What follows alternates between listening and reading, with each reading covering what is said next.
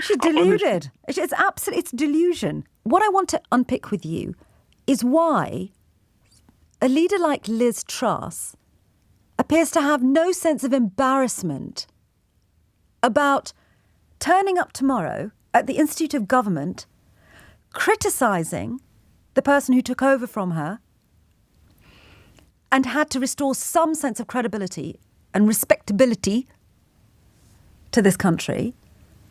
What is it? Because I think she appears shameless. That's my personal view. I'm setting my stall out very early here. And there's a kind of tin-earedness to it. And I want to discuss with you whether or not you think it's just her, or do you think this marks a sea change in the kinds of politicians that we have? I think we could probably quite quickly draw a line back to Boris Johnson and his behaviour. To start the conversation, I'm joined by David Gauke, former Conservative MP and Cabinet Minister. David Gauke, thank you very much indeed for joining me this afternoon. Good afternoon. Can I start by asking you the first of those questions? Can you cast your mind back for me to about a year ago, and that sense that the country had, I think, that we were just thrown into choppy waters like a tiny boat at sea? How did you feel that period of time? What were you seeing? What's your memory of it? Well, it was an extraordinary period of time. Things were moving incredibly quickly. Matters were unravelling. I remember watching Kwasi Kwarteng's budget, and I'd been involved in every budget and autumn statement and spring statement from 2010 until 2017, and I was just flabbergasted that he'd essentially delivered a budget that ignored any of the financial constraints or any of the political constraints that the rest of us had always worked under. It's all very well, coming up with policy ideas, but you have to work within the fiscal and political realities. And essentially, he seemed to decide, and Liz Truss seemed to decide, that they were just going to do what they wanted, regardless of the consequences, regardless of what the bond markets how they were going to react, and regardless of how the politics was going to play out. And it was an extraordinary thing to say. And then, of course, from that point on, it was just one humiliation after another. As you say, the pound crashing, gilt yields going up, so people paying more on their mortgages as a consequence. Our international reputation, you just heard this again and again, our international reputation really tanking from a not particularly high base after Brexit and Boris Johnson. And there you were with the UK essentially a bit of a laughingstock, and the government then rapidly retreating from everything it announced. Now, I've been involved in U-turns as a Treasury Minister, but essentially every aspect of the budget was being abandoned, forced in a particular direction because of those realities. They'd been so arrogant to believe that they could ignore them,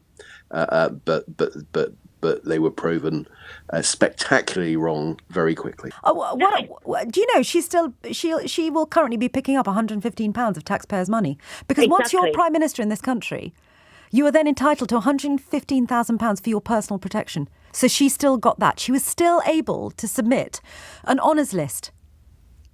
She should be paying that back to all the people that have risen all their mortgages. Let's get her out. We don't need her.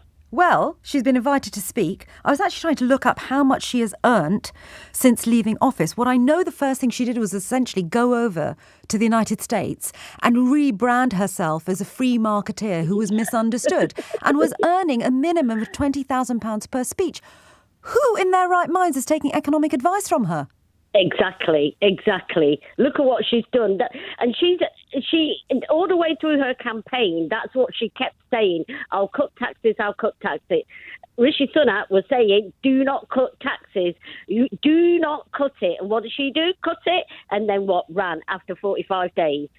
José in Leicester, thank you very much indeed. For the purposes of balance, I'm pleased to say that a couple of you have texted in favour of Liz Truss. This from Chrissy in Soham in Cambridgeshire. Sangita, the Liz Truss Kwasi Kwarteng budget was and still is perfectly sound and radical. They just didn't give enough notice of their plans. Exclamation mark. We would be in a much better place, growth-wise by now, if they had been allowed to continue their plans. They can be proud to say, we were right. Look at what's happening in the Eurozone. Time will tell, but I predict their mini-budget will be done again in the future. The Bank of England have a lot to answer for in terms of how they behaved. Chrissy and Soam, thank you for that text. Stephen, a new caller in Kennington. Hello. Hi, Sangita. Are you going to be welcoming Liz Truss back tomorrow? No. Listen, yeah. Honestly, everyone is feeling the effect of Trussonomics. And then the last text that you just read out, perfectly sound. The mini budget was good. It's actually funny because she's come out like this, to be honest, because I remember last year, prices were going up, NHS strikes, and the forecasted Kwarteng's budget issue had taken place. Like, this was horrible. This was a bad time for Britain. And what did she do? She dropped out completely. She gave up.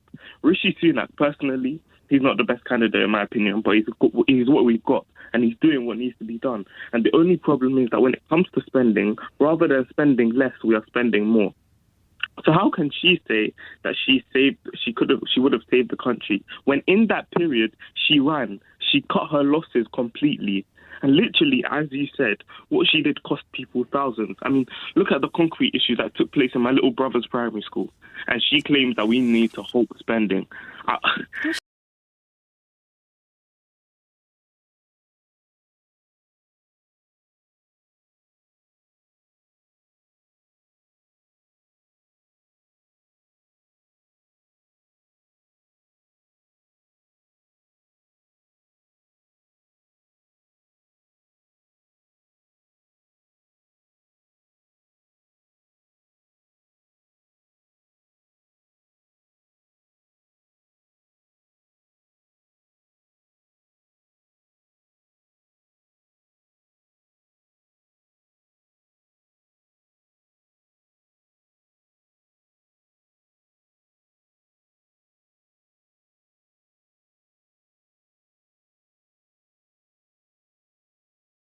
She's deluded. It's delusion.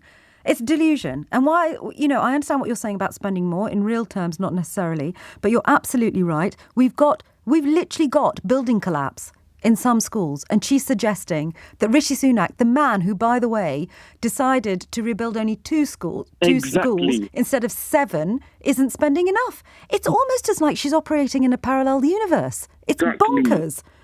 Anyway, Stephen, a new caller. Thank you very much indeed.